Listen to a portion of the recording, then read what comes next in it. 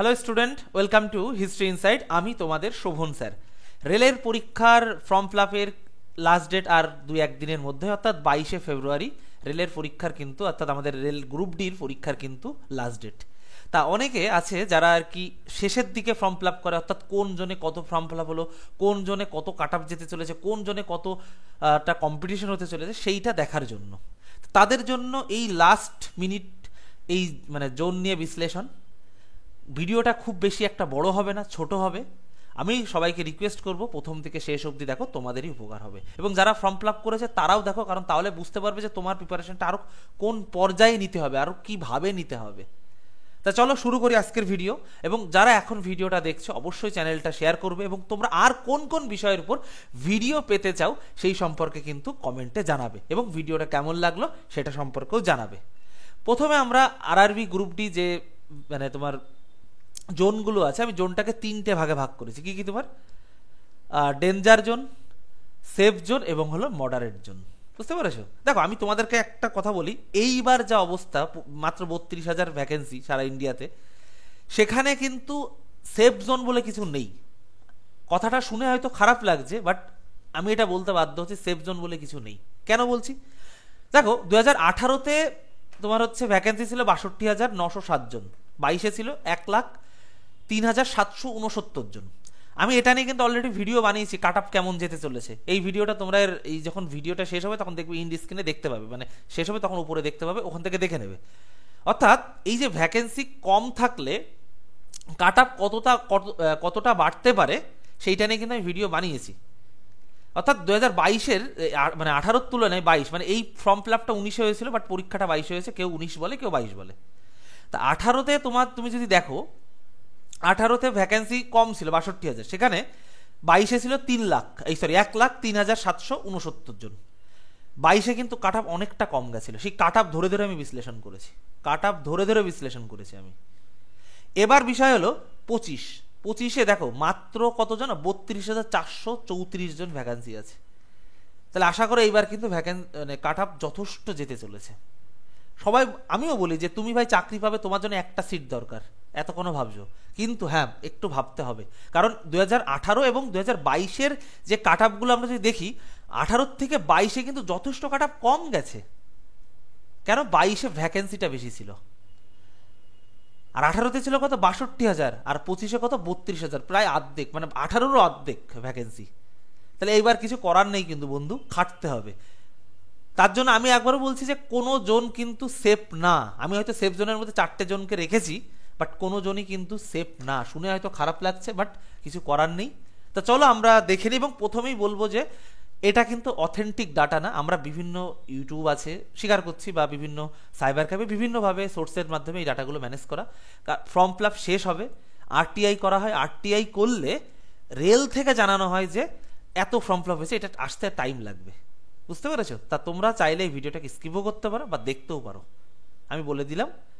কেমন? চলো প্রথমে আমি ডেঞ্জার জোনের মধ্যে 3টে জোনকে রাখবো, হুবলি, ভুবনেশ্বর আর আমাদের কলকাতা। দেখো কলকাতায় 2টো জোন আছে, একটা হলো সাউথ ইস্টার্ন আর একটা হলো ইস্টার্ন। তা সাউথ ইস্টার্ন রেলওয়েকে আমি তোমার হচ্ছে কনসিডার করবো ডেঞ্জার জোনের মধ্যে। কেন?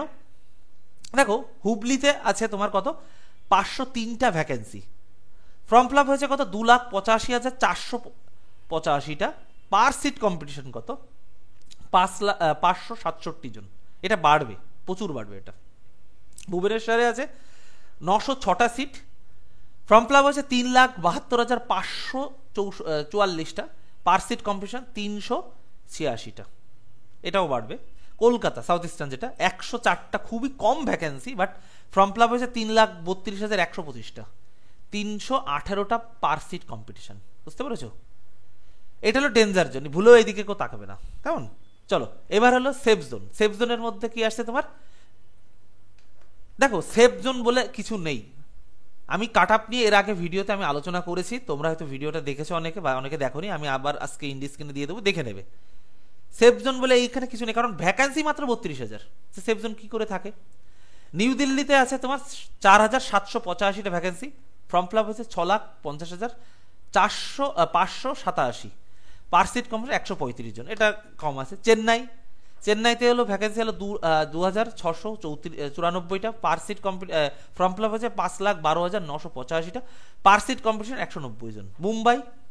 মুম্বাই দেখো 18তে না 22-এ মনে হয় মুম্বাইতে সবথেকে কম কাট আপ গেছিল, মুম্বাইকে সেভের মধ্যে কনসিডার করতে পারো তুমি।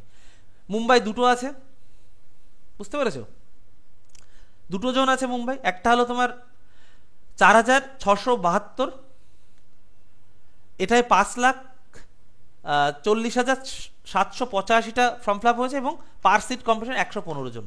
মুম্বাই সেন্ট্রাল রেলওয়ে যেটা, এটাই তোমার ভ্যাকেন্সি আছে 3244, অর্থাৎ 3,244, পার সিট তোমার ফর্ম ফিল আপ হয়েছে 4,75,320 জন, পার সিট কম্পিটিশন তোমার 146টা করে, বুঝতে পেরেছো। চলো, এই হলো সেফ জোন। আমি আবারও বলছি, সেফ জোন বলে কিছু নেই। তুমি যদি সেফ জোন ধরো, কেউ হয়তো মুম্বাই করেছো, কেউ চেন্নাই করেছো, কেউ দিল্লি করেছো, আমি তো সেফ জোনে আছি, পরে পড়বো, ভাই ভেবো না।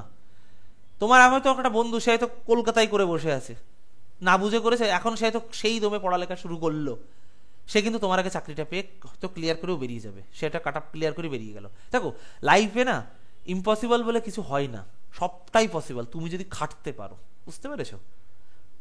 তো চলো এইবার আমরা দেখবো মডারেট জোন। দেখো মডারেট জোনটা কি, ডেঞ্জার জোন এবং সেফ জোনের মাঝামাঝি যে জোনকে আমি রেখেছি, মডারেট জোনকে আমি রেখেছি তোমার হচ্ছে 8টা জোন রেখেছি।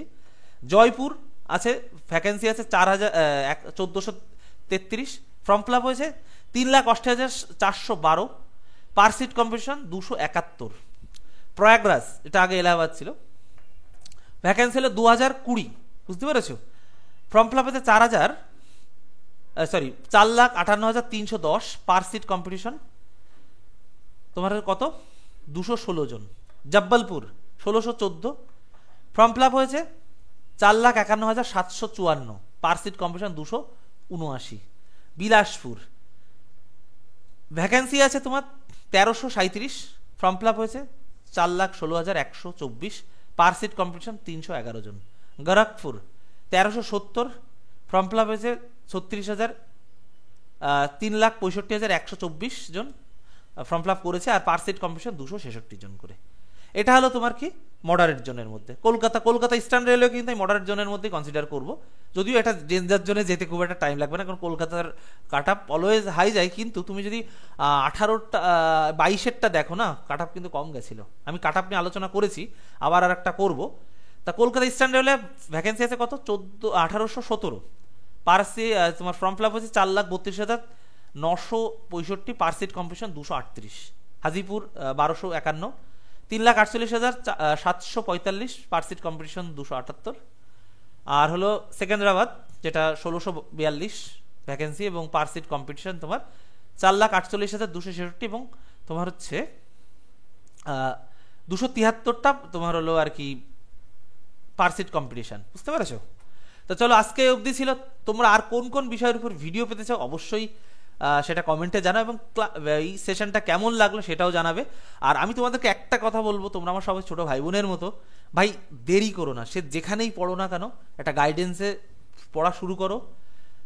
এইবার যা অবস্থা, ভ্যাকেন্সির যা অবস্থা এইবার, এইটা দেখতে পাচ্ছ, সেফ জোন মডারেট জোন বলে কিছু নেই, সবই ডেঞ্জার জোন।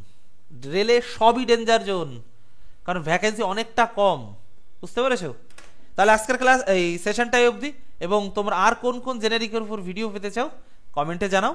আবার কালকে বা ক্লাসে তো দেখা হবে, এবং তোমাদের কিন্তু কারেন্ট অ্যাফেয়ার শুরু হয়েছে প্রতিদিন 7টা 15 থেকে অয়ন্তিকা ম্যাম করাচ্ছেন, এবার থেকে আরও টিচার আসবেন তোমাদের এখানে পড়াতে।